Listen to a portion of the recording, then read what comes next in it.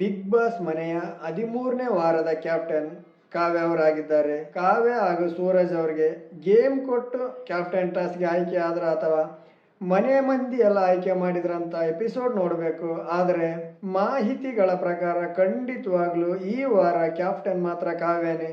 ನಾನು ಒಂದೆರಡು ವಾರಗಳ ಹಿಂದೆ ಕಾವ್ಯ ಕ್ಯಾಪ್ಟನ್ ಆಗ್ತಾಳಂತ ವಿಡಿಯೋ ಮಾಡಿದ್ದೆ, ಅದು ಯಾಕೋ ಸ್ವಲ್ಪ ಮಿಸ್ ಆಯಿತು. ಈ ವಾರ ಮಾತ್ರ ಖಂಡಿತವಾಗ್ಲೂ ಕಾವ್ಯ ಕ್ಯಾಪ್ಟನ್ ಆಗಿದ್ದಾಳೆ.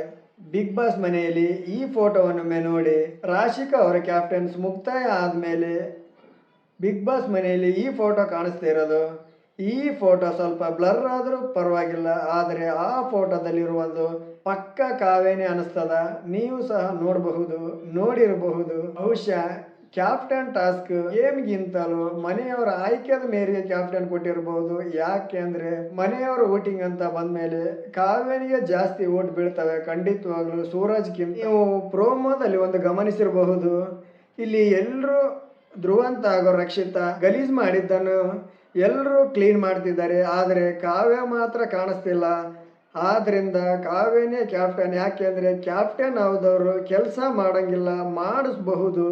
ಇಲ್ಲಿ ರಾಶಿಕಾ ಆಗಲಿ ಸೂರಜ್ ಆಗಲಿ ಪ್ರತಿಯೊಬ್ಬರು ಮಾಡ್ತಿದ್ದಾರೆ. ಗಿಲ್ಲಿ ಎಲ್ಲರೂ ಸೇರಿ ಆ ಕ್ಲೀನಿಂಗ್ ಕೆಲಸ ಮಾಡ್ತಿದ್ದಾರೆ. ಆದರೆ ಕಾವ್ಯ ಮಾತ್ರ ಕ್ಲೀನಿಂಗ್ ಕೆಲಸದಲ್ಲಿ ಕಾಣಿಸ್ತಾ ಇಲ್ಲ. ಅದರಂತೆ ಆಕೆಯ ಬಟ್ಟೆ ಸಹ ತುಂಬ ಚೆನ್ನಾಗಿ ಹಾಕಿದ್ದಾಳೆ.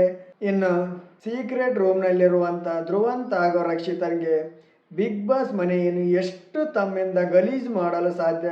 ಮನೆಯಲ್ಲಿರುವ ವಸ್ತುಗಳನ್ನು ಬಳಸಿ ಅವರು ಗಲೀಜ್ ಮಾಡಿದ್ದನ್ನು ಮನೆಯ ಮಂದಿ ಅದನ್ನು ಕ್ಲೀನ್ ಮಾಡಬೇಕು. ಈ ವಾರದ ಲಕ್ಸುರಿ ಬಜೆಟ್ ಪಡೆಯಲು ರಕ್ಷಿತಾ ಹಾಗೂ ಧ್ರುವಂತ ಮನೆಯನ್ನು ಎಷ್ಟು ಸಾಧ್ಯ ಅಷ್ಟು ಗಲೀಜ್ ಮಾಡ್ತಿದ್ದಾರೆ. ಸೋಪ್ ನೀರು ಎರೆಸ್ತಿದ್ದಾರೆ, ಕಸ ಹಾಕ್ತಿದ್ದಾರೆ, ಅಲ್ಲಿರುವ ಮಡಿಚಿಟ್ಟಿರುವ ಬೆಡ್ಶೀಟ್ಗಳನ್ನೆಲ್ಲ ಚಲ್ಲಪಿಲ್ಲಿ ಮಾಡ್ತಿದ್ದಾರೆ. ರಾಶಿಕಾ ಮೇಕಪ್ ಕಿಟ್ಟು ಅವೆಲ್ಲ ಸಾಮಾನುಗಳನ್ನೆಲ್ಲ ಬಿಸಾಕಿ ಮನೆ ತುಂಬ ಹರಡ್ತಿದ್ದಾರೆ.